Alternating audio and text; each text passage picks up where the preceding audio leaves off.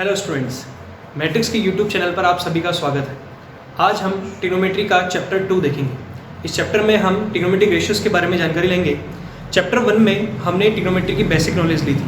अगर आपने अभी तक वो वीडियो नहीं देखा है तो उसे एक बार देख लीजिएगा। ट्रिग्नोमेट्रिक रेशियोज़ वो ट्रिग्नोमेट्रिक टर्म्स जो ट्राइंगल के एंगल्स और साइड्स के बीच में रिलेशन को डिफाइन करते हैं, उन्हें हम ट्रिग्नोमेट्रिक रेशियोज़ कहते हैं। किसी एंगल थीटा के लिए हम 6 ट्रिग्नोमेट्रिक रेशियोज़ बता सकते हैं, जो होते हैं sine theta, cos theta, tan theta, cot theta, cosec theta and sec theta. So sine theta, हम साइन थीटा को ऐसे लिखते हैं cos theta, tan theta, cot theta, cosec theta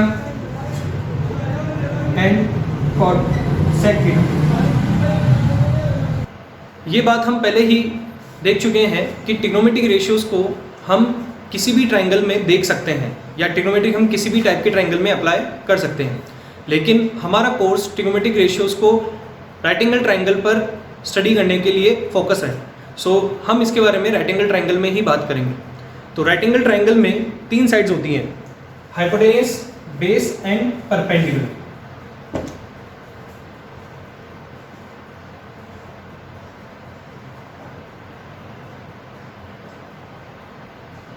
अगर ये एंगल 90 डिग्री है तो इसके अपोजिट साइड होगी हाइपोटेन्यूस। इस थीटा के लिए हम परपेंडिकुलर डिस्टेंस लेंगे। तो मैंने आपको लास्ट वीडियो में बताया था कि किसी एक्यूट एंगल के सामने वाली साइड ही परपेंडिकुलर होती है, तो ये साइड होगी परपेंडिकुलर। अगर हम ये वाला एंगल लेते तो परपेंडिकुलर ये वाली साइड होगी, और क्योंकि यहाँ पर ये एंगल थीटा है तो ये हो जाएगा बेस। ना इस ट्राइंगल के लिए हम ट्रिग्नोमेट्रिक रेशियोज़ के फॉर्मूलाज कैसे डिफाइन कर सकते हैं वो देखते हैं। तो साइन थीटा का फॉर्मूला होता है P अपॉन H। P यहाँ पर परपेंडिकुलर है, H हाइपोटेन्यूस।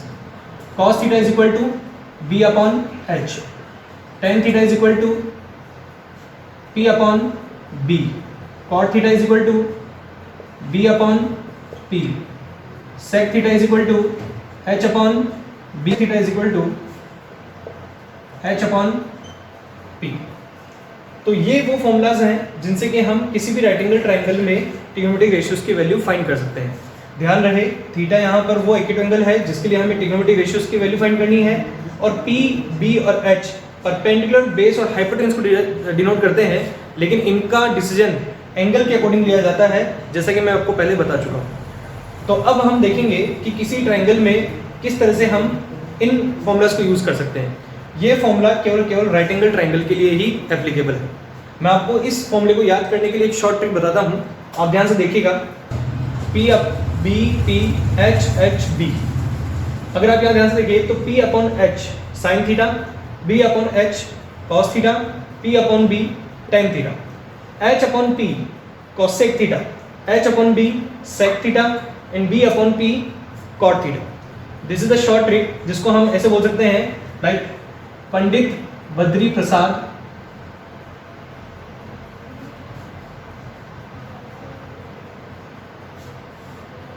हर हर बोल।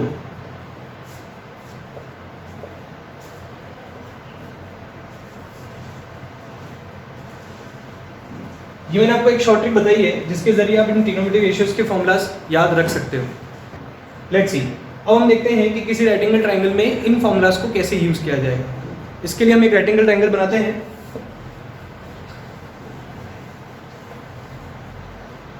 So let a right angle triangle PQR in which this is angle 90 degree and here it is theta. So in this triangle अगर मुझे sign theta, cos theta, tan theta और बाकी other trigonometric ratios theta के लिए find करने हो तो कैसे होंगे वो देखते हैं। पहले मैं बात कर लेता हूँ for theta.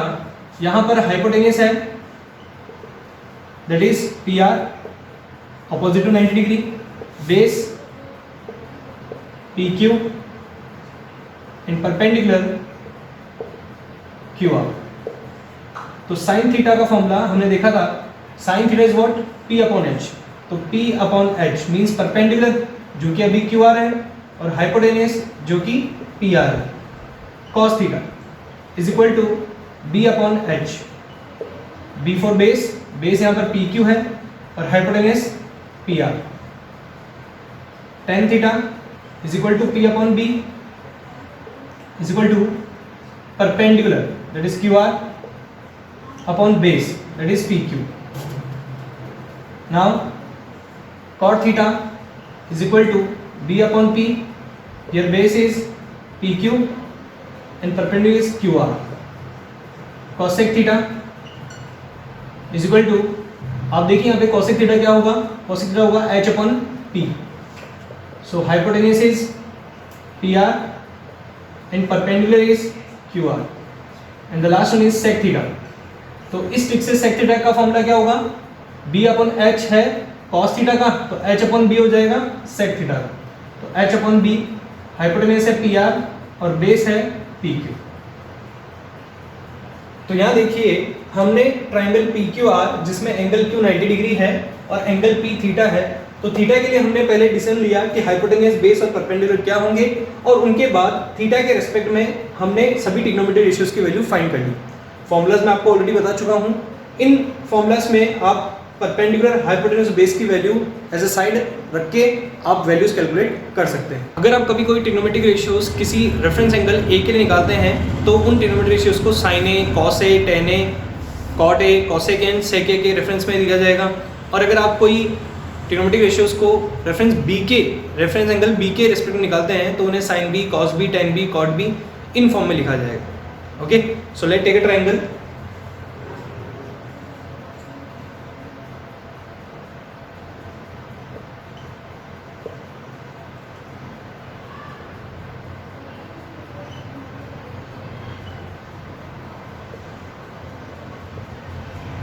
Here, there is a triangle MNP in which angle is 90 degree and NP is 24 unit, MP is 25 unit and MN is 7 unit. Now we need to find all the trigonometric ratios for the angle P and angle N. हम पहले angle P के लिए बात करते हैं। For angle P,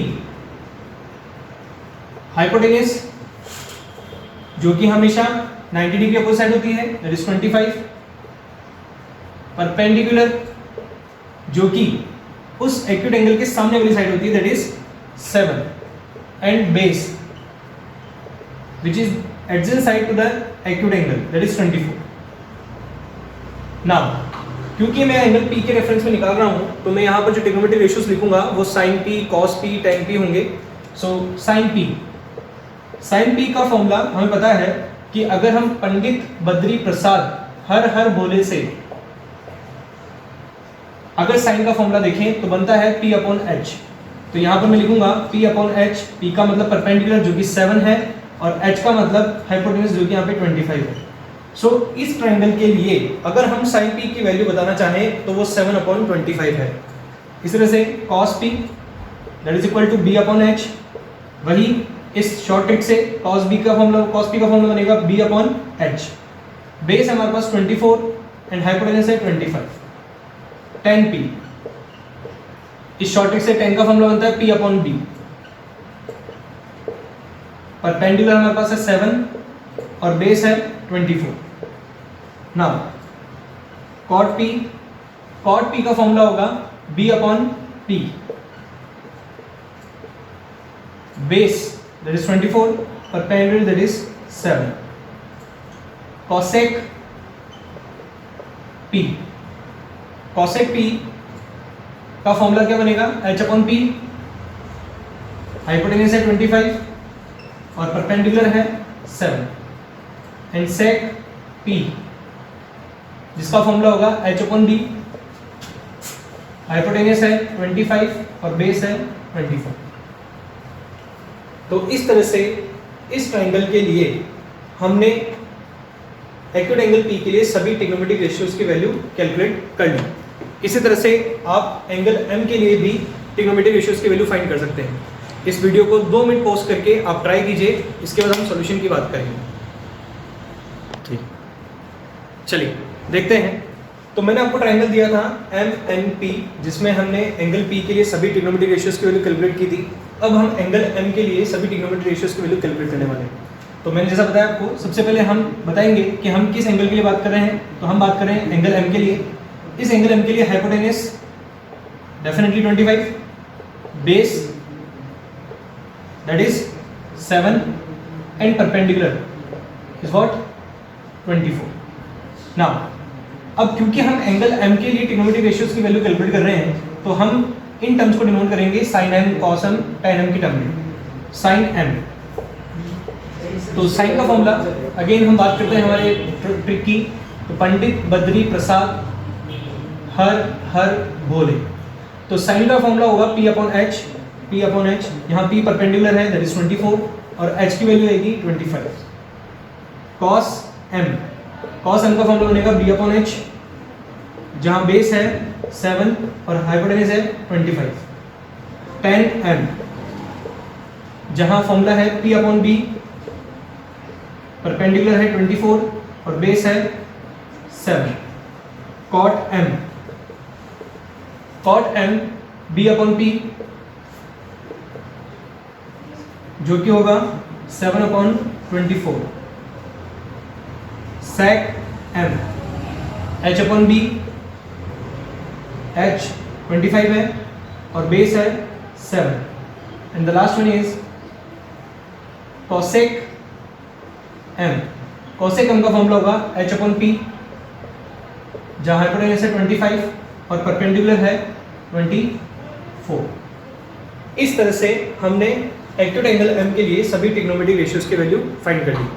आपने जब pause करके इस वीडियो के इस क्वेश्चन के लिए सॉल्यूशंस निकाले थे, तो आप चेक कर लीजिए कि आपके आंसर सही है या नहीं. ओके स्टूडेंट्स, तो आज का हमारा वीडियो था ट्रिग्नोमेट्रिक रेशियोज पर.